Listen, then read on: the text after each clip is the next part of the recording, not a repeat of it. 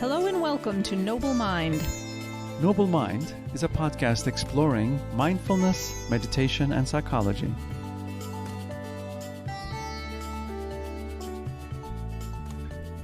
Hello there, Noble Mind listeners.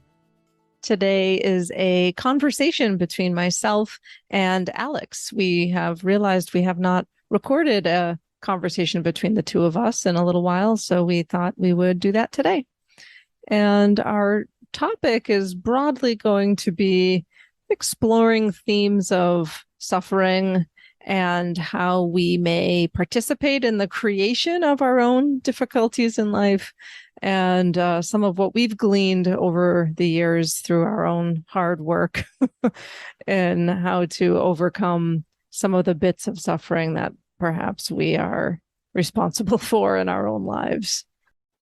So, for want of a better place to begin, we thought beginning by looking at the Four Noble Truths in Buddhism might be as good a place as any to begin our exploration of suffering and difficulty. And for those who are unfamiliar, the Four Noble Truths are one of the real foundational teachings of the Buddha from Buddhism. And it offers important insights for us about the sort of inherent and unavoidable difficulties of life, but also begins to offer the possibility that there may be some relief and different ways we could potentially find that relief in our lives. So in Buddhism, the first noble truth is often translated as the truth of suffering, or that all life is characterized by suffering, sometimes they just call it suffering is inherent to life. And I'll just sort of list them all first, maybe, and then we'll dig into each one. So the first one is the truth of suffering, or that all life is characterized by suffering. The second noble truth is that there's a cause to our suffering, sometimes called the truth of the causes of suffering. And maybe a good way to briefly explain this one would be just to say that suffering is caused by desire or wanting things to be otherwise or to be different than they are. So again, there's lots to unpack there, but we'll do that as we go along. The third is that there is an end to suffering, that suffering can be resolved, and that sometimes this is called the truth of the end of suffering. And then the fourth noble truth is sometimes called the truth of the path to the end of suffering, or that there is a way to end suffering, and that way is contained in the Eightfold Path, which I've always thought it's a little bit of a bait and switch. Like, oh, the Four Noble Truths, it's all going to be here, right? And then the last one is like, oh, go see this other list. So like you're all built up, and then they're like, oh yeah, you need the other 8 too. So anyway, the fourth of the two. Right. Yes. Refer to this other text. So anyway, but the fourth noble truth is that the end of suffering can be found in this Eightfold Path, which some folks may have heard of before. We're not going to go into as much detail here, but it includes things like right action, right speech, right meditation, right livelihood, really ways of conducting yourself in the world, as well as practices that can be beneficial. And so unpacking those really gives a pretty rich view of what a path could look like as a Buddhist practitioner and somebody in pursuit of the end of suffering. For some historical context, we want to remember that these Four Noble Truths were not written in English language. And we are, as we're saying these, we are working with translations from ancient texts that have been carried forward for many generations. And so when we say life is characterized by suffering, those words have meaning in modern English, which are maybe different than the intended meanings when the Buddha first taught, or over the generations as these teachings have moved forward. So that would be the overview of those Four Noble Truths. But our interest primarily today is in this first one, which is that, again, depending on translation, life is characterized by suffering, the truth of suffering, that suffering in life is inevitable. And the word that is used in the original Pali language text is the word dukkha, and that often gets translated as suffering. But again, suffering has a lot of connotations to the sort of modern ear in English language, which is not necessarily what was originally intended. And I think maybe Alex has some thoughts on that he wants to share. What comes to mind for you when you hear the word suffering? Well, this has been a difficulty for me because I think of suffering as having intensity.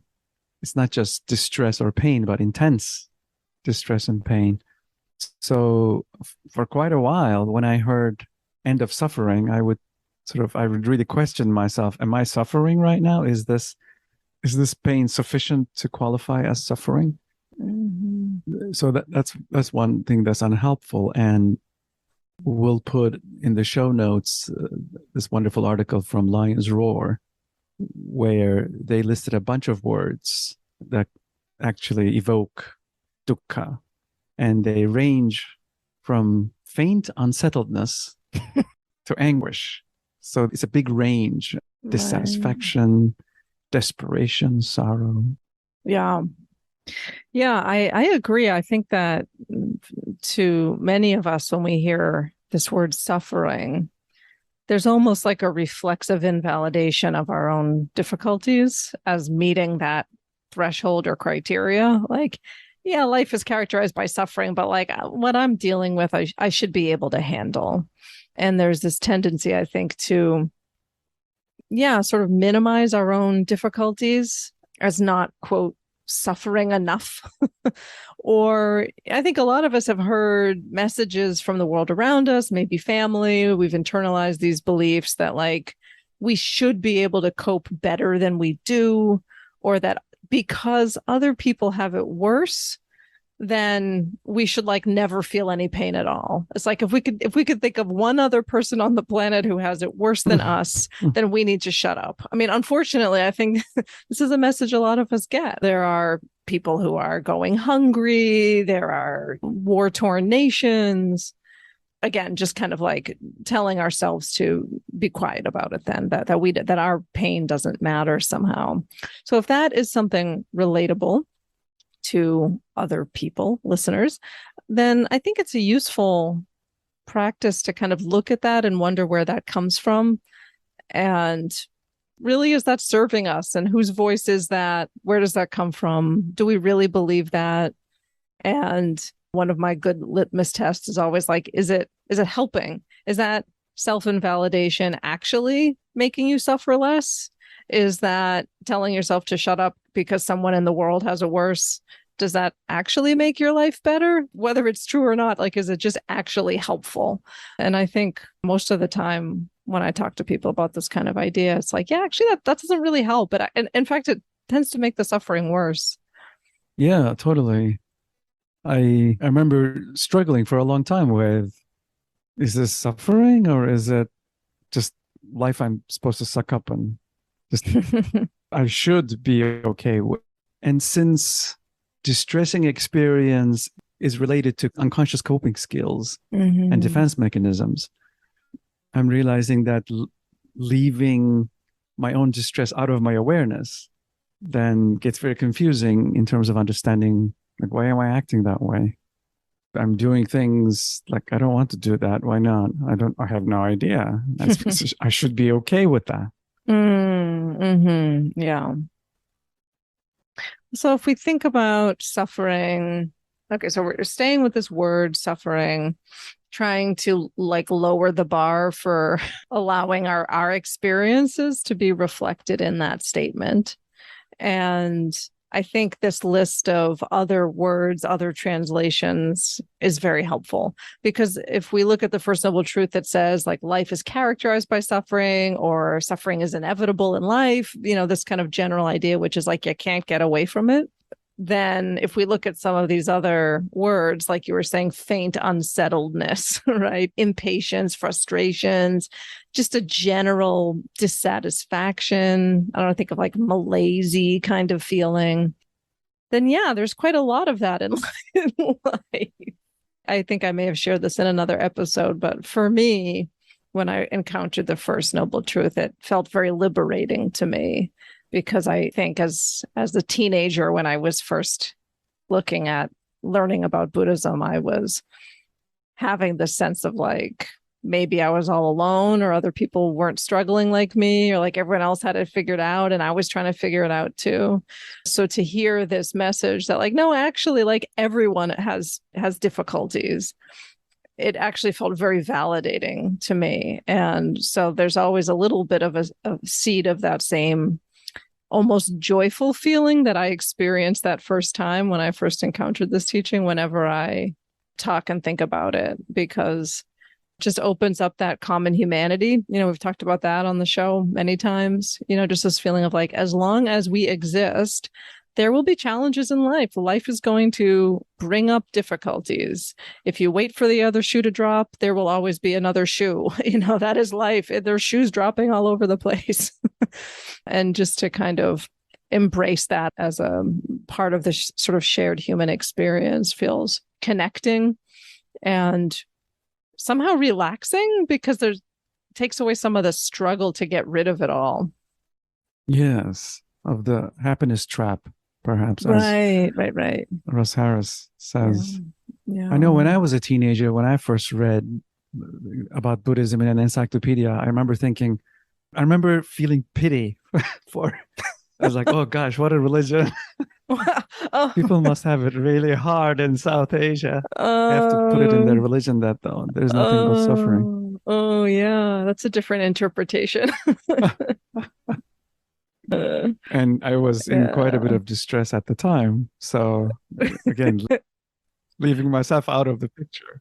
Right. And sort of, I'm safely above this. Right. The unwashed or suffering. And yeah.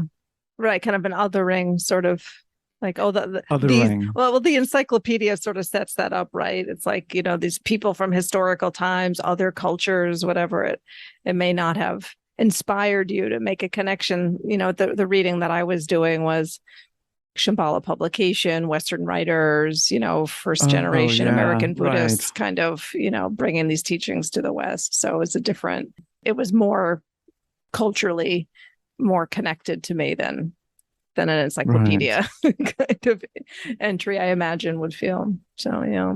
Gosh, those poor people in South Asia 2,500 years ago, they must have had it really hard. Right. As it turns out, I'm thoroughly included. Right. Yeah. The other thing that I think been relevant in this context for me has been, I first came into contact with insight meditation. So all this talk of mindfulness and breath. And then when I came into contact with Tibetan Buddhism, where the emphasis on how compassion and wisdom go together, I remember thinking like, well, what does this have to do with the other one? Like, did you guys completely change the program here? And only after doing quite a bit of mindful self-compassion did I connect the dots. Oh, okay. So compassion, suffering. Wisdom. Oh, okay. Got it. Right. Connection, metta. Right. Right. So maybe a little bit like what I was saying about that common humanity and that shared struggle. Like if we understand everybody's suffering, everyone's having faint unsettledness or, difficulty all the time, then that elicits a sense of connection to other people on that. And then from there, I mean, it's not explicitly stated in the Four Noble Truth, but compassion comes almost like reflexively, unless you've been taught to stuff that impulse, which many people have. Right. No. For me, I sort of had to develop, have all these wonderful teachers take me by the hand and point out that's suffering. Like, right. Repeatedly. Because of that, love, tenderness, compassion, that's the response to suffering, not shooting all over yourself, as they say, right? Not invalidation, get over it. Your suffering doesn't count. Other people have it worse.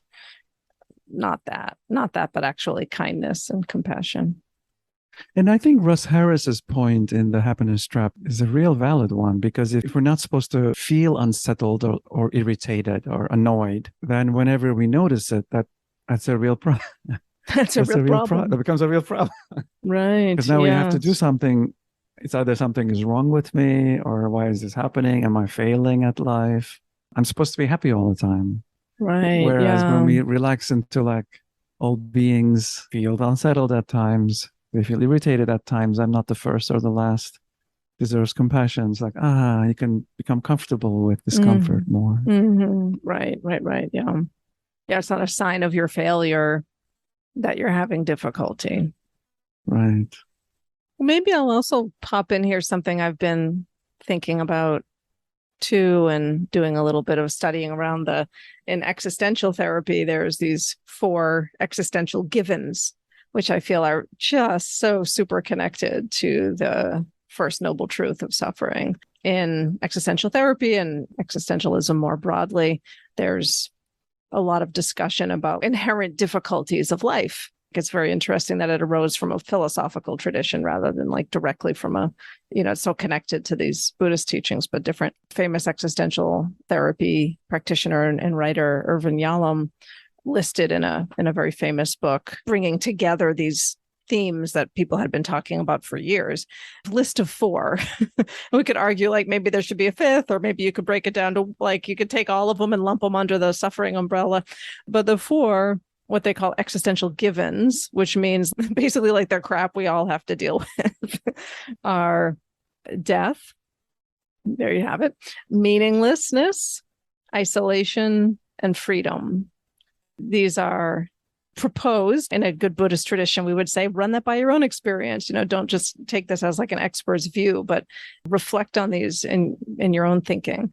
These are considered to be things that all humans experience, need to grapple with, and that there are tensions in each of these areas for us to figure out a way to kind of carry. Like there's no easy answer to them. So death and life. On the one hand, we're all going to die. On the other hand, we are all living until then and have to make sense of our lives.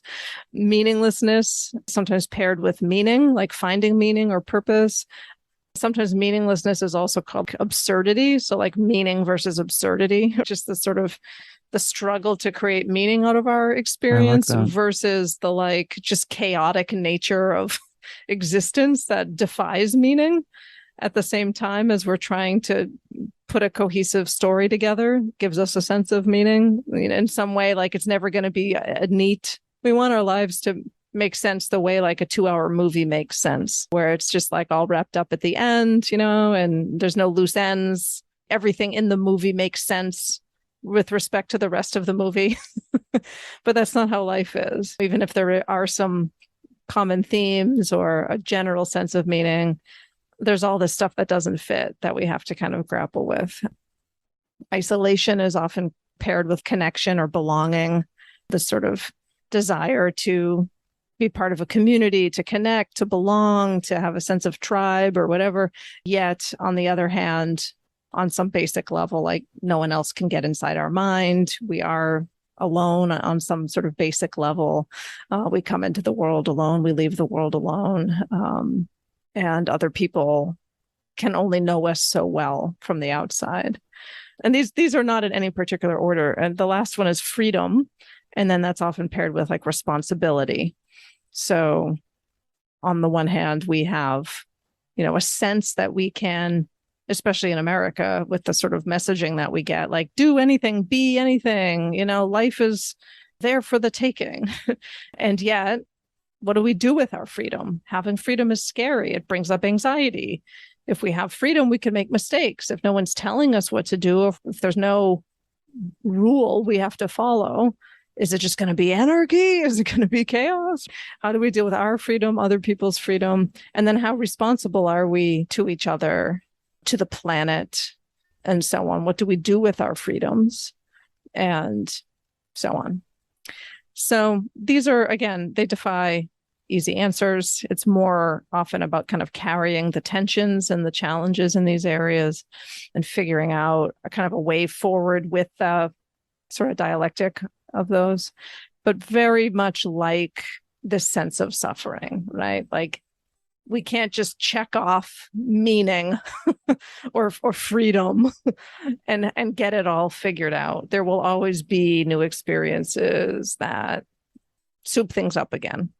Or holding these considerations almost like koans and living towards the answers as opposed to being able to solve them like a math problem. Right. Yeah. Interesting. I've been also reading about Western Buddhism. They also use the term Buddhist modernism. And it's interesting how in some ways it's quite different from Asian forms of Buddhism. And it connects very much to the cultural history and heritage of the West. And things like existentialism certainly informs our understanding of the world, even those of us who have not read about it. When we encounter Buddhist teachings, it's a different experience of combining them with what we know compared to someone who grew up in Japan, presumably. Right. So like some of the challenges that Buddhism grapples with that aren't directly referenced in the four givens is like impermanence and change, that things are always changing and yet we want stability. Yet the more we try to make things stable, the more tight things become, and then we suffer because of that. What is the nature of phenomena? That kind of thing is another one of those kind of like questy questions that we carry with us. What's the other one? The nature of the self, right? Who am I? What is this I? Kind of connected again, like you could sort of draw parallels inside these givens to each of them. And perhaps there are scholars who have that I haven't yet encountered. What is the nature of the self? Does the self have any inherent kind of fundamental isness? Is another kind of open question that Buddhism grapples with, I think. And in terms of dukkha, or so-called suffering, I think in the secular teachings and psychology teachings that I've been more familiar with, it seems like the idea is that the second arrow, as it were, can be removed. The distress that we add on top of original distress, like I stub my toe, that I can't really get rid of. Then how I react to that experience is the second arrow. And through mindfulness and other teachings, the promise is that I can eliminate that suffering. So applying that to I'm thinking about the sort of isolation and belonging pair from the existential way of thinking. That creates a tension. We want to have someone to love, but we also want to get away from them. We want our time alone, but we also want community. We can't have it both ways all the time. That creates tension within ourselves. That creates tension in relationships at times.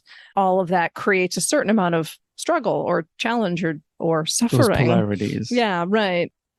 But to want it to be otherwise, to try to get rid of that pain, as you're saying, like to add that layer of like, it shouldn't be this way. I need to find the permanent solution that will make this easy and never painful. That's just going to lead to more struggle. Totally. The person then ends up with an unsolvable problem. Right. This isn't supposed to be happening. That could be an infinite amount of struggle with that, as opposed to like, no, this is happening. This is actually part of the condition. How can I be kind to myself and others? Here I am grappling with the desire to be alone and desire to have connection. This is part of the human experience.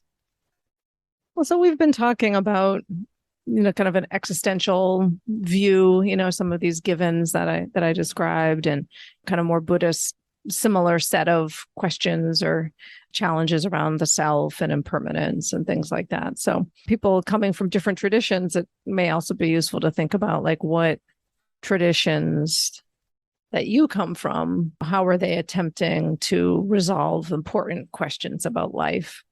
How do they frame the struggles of life? Like in Buddhism, there's a frame. The frame is life is characterized by suffering, to use a clunky English translation. That's a sort of setup of the beginning of a set of teachings. So in other traditions, listeners are coming from other religious traditions, well, what's the setup and the resolution offered by the traditions that you are part of. Like, humans inherently engage in sinful actions. We need to ask for forgiveness, something like that. Or is suffering a test that one needs to pass for a good afterlife? Or is it punishment for one's transgressions, which painful thought. One of the things I found jarring about the first truth is that upon first hearing it, it's easy to take it in as quite negative. He doesn't say there is distress by default, but there are also ways of living that bring about bliss, or there are also beautiful and wonderful things about being alive. There's no footnote, I guess. So when you first hear like 4 points, 1, whoa, that sounds harsh. Such a different experience. Yeah. Oh, your experience is different. It's like, great, I knew Thank it. God, now we're all on the same page. Got it. Right. Well, and also the second noble truth is that the suffering has a cause, and that the cause, in a very general sense, is wanting things to be otherwise, or sometimes called desire. Suffering is caused by desire, in the sense that we wish things weren't as they are. We wish for something to be different. We want things to feel good and not feel bad. We resist and fight against experience. I find that very helpful. Aversion, right? Yeah, and you know, all the other Buddhist kleshas and struggles arise out of that original wish to sort of want things to be different than they are, and more importantly, to be good, to feel good, to not hurt, to not accept the ordinary human difficulties of life. So I don't know, I found that helpful. And then the third and fourth are offering a path forward. Hey, here's some stuff we tried. We have a solution. Number 2 is like, you know, there are reasons for that. And then 3 is we figured out a way out. Yeah. Mm-hmm. And then the fourth is, here are the 8 options, things to try to help find your way out. But that's important, I think, to unpack a little bit, because again, as a secular person who may not share all the beliefs of traditional Buddhist worldview, you might be like, all right, let me roll up my sleeves and like find the end to the suffering. And yeah, I mean, there's a lot of really good and helpful advice there. But I think we kind of want to fast forward past the first noble truth. We want to get there too quickly. And I think in earlier generations and within a more traditional Buddhist framework, it was sort of like, there is an end to suffering, but that happens through diligent practice that leads to enlightenment at the end of this lifetime. Like, you aren't reborn, that you are awakened in some way, and that you exit the wheel of samsara by no longer being reborn, or in other traditions, being reborn as a bodhisattva to come back and help others. So it starts to get into some beliefs about reincarnation and other things that a lot of people reading books about Buddhism in the West just don't believe in, and are very foreign ideas if you grew up in sort of non-Buddhist culture or country. So it starts to like only make sense in that context a little bit. But we sort of look at it and we think like, oh man, like I'm going to find the end to suffering in this life. I'm just going to like, it's a little bit unrealistic of an expectation. And I think perhaps not what was originally intended, which was more this broader view that, yes, one can become awakened, but like, what does that mean? It starts to get layers of other kind of cultural baggage around it, in terms of like, if you're enlightened, do you float on a cloud? Do you cease to exist? Do you die in that moment? You know, like there's a lot of lack of clarity and understanding about what that means. But suffice it to say, like, we could all certainly reduce our suffering considerably with practice and a variety of efforts and activities. But for most of us, exiting the wheel of samsara and achieving this kind of great state of bliss forevermore, it feels like almost an act of aggression to try to make that happen for ourselves in a sort of ordinary mind kind of way, in a sort of ordinary. That desire to like, can we just fast forward to the good part? uh, so that's a way to sort of bypass the becoming intimate with the stress and applying lots and lots of kindness to it. There's no way of ending it without, I guess, getting our hands dirty, as it were, in the mud. Right. I'm reminded also, thinking about these paradoxes and givens and dialectics, that there's sometimes called the pathless path or the goalless goal, in that Buddhism, or the path of Buddhism has that quality to it. Even when you sit down to meditate, if you sit down to meditate and you're trying to achieve an outcome, it gets further away, that your effort actually becomes an obstacle. So there's something similar going on with this first noble truth, I think, too, which is like, if we try to just say like, I'm not going to suffer, I'm going to buckle down and get enlightened or something, it actually, that makes it harder, creates more of an obstacle. So if we're too focused on the end goal, we end up getting further from it. But at the same time, it's a dialectic at the same time, because if we don't apply any effort or diligence, if we don't want anything and never try, we're also never going to get anywhere. Oh, shake my fist at the sky. It's interesting how mindful self-compassion, they emphasize the just returning to the intention to be compassionate. I mean, I don't know if that's the same as focusing on process and not outcome, but certainly focusing on the intention, letting go of results in the short run. You can see how that works. When we look at the range of translations of English words for dukkha, they do get pretty horrific: anguish, agony, misery, desperation. It certainly covers the gamut.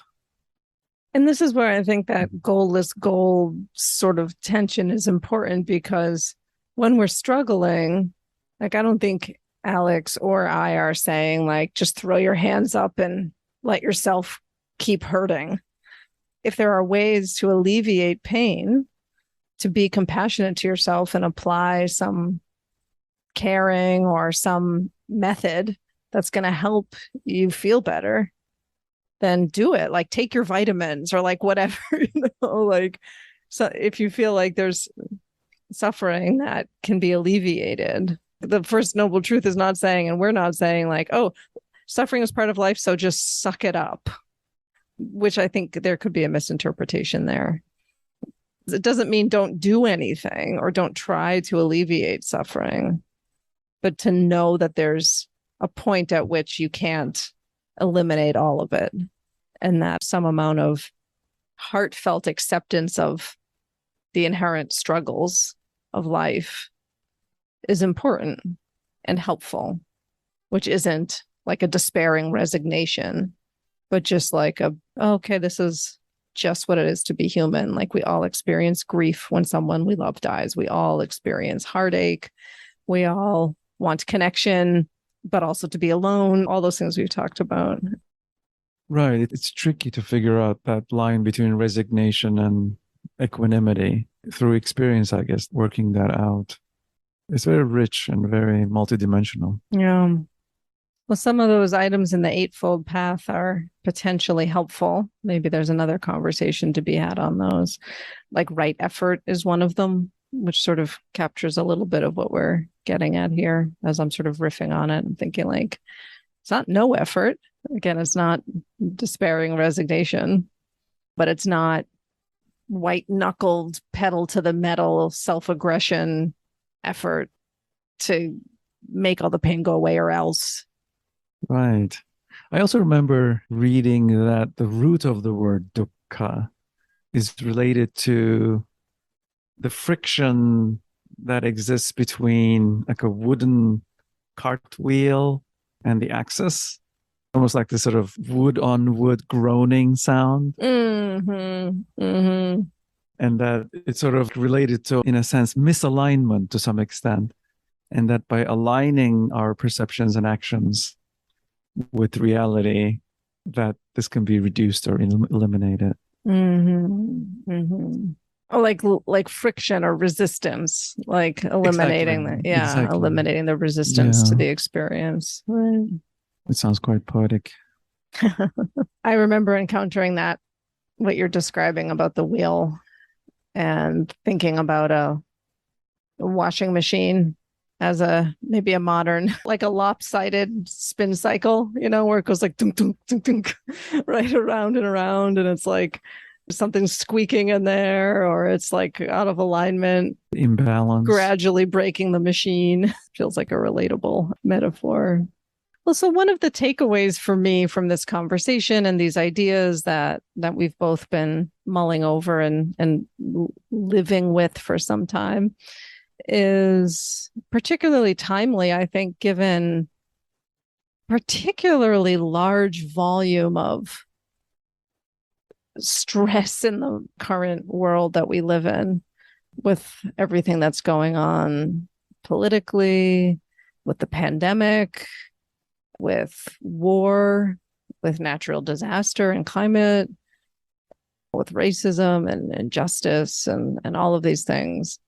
I'm reminded of something on Twitter. I saw somebody post that was basically like, could we just have like one of the four horsemen today, please?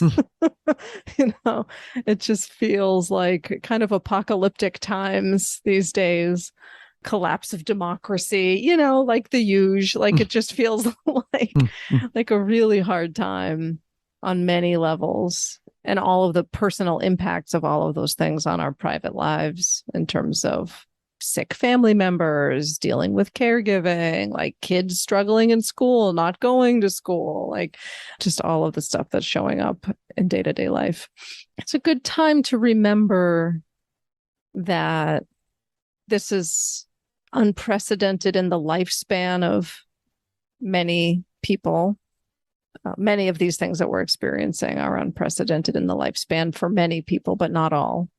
But each of these things in various ways are stuff that we've been dealing with as a species, oftentimes in an even worse variance than we're dealing with now.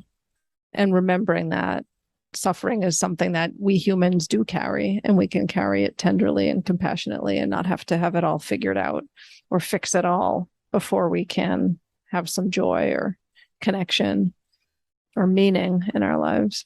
And perhaps our time also makes us more aware, all the media we have, of the various types of difficulties, and perhaps they're constructed in certain ways and they're amplified by social media. So those perceptions may not be, strictly speaking, a reflection of truth, at least not in the way that we may think or feel about them. So I think these teachings help strip away some of the extraneous stuff, including the idea that we're not supposed to be even unsettled or irritated.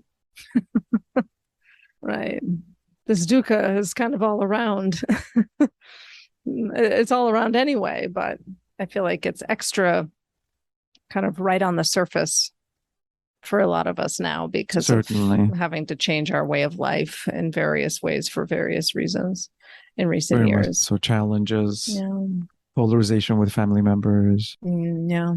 So we can, I guess, take some comfort in the fact that there aren't easy answers and that we're not doing anything wrong if we can't figure them out because they don't exist. I like that. And we can carry that struggle tenderly and compassionately for ourselves and other people too. And that approach, I suspect, is a much more productive approach also for actually solving the problems, even the acceptance that, well, we can't solve it right now. There's the stress here. I'm going to be kind to myself. Yes. Tend and nurture, and that'll probably lead to better solutions. So we can access our deeper, wiser selves. Right. So there's that paradox that change becomes easier when we can bring acceptance to the situation. Oh, goodness. There you go. Wow. Carl Rogers. We hope that everyone out there in Noble Mind Land has been buoyed in some way by this conversation, even though we have not offered any easy answers to life's inherent challenges. But we appreciate your listening and hope this was helpful. And don't forget to join us on our Facebook group and stay in touch. Take care. Take care. Bye-bye. Thanks for listening today. If you enjoyed this episode, we hope you'll hit subscribe, leave us a great rating or review, and spread the word. You can also go to noblemindpodcast.com to join our email list. You'll get a weekly behind-the-scenes message, news, announcements, and other special goodies we come up with just for you. Thanks for listening, and bye for now.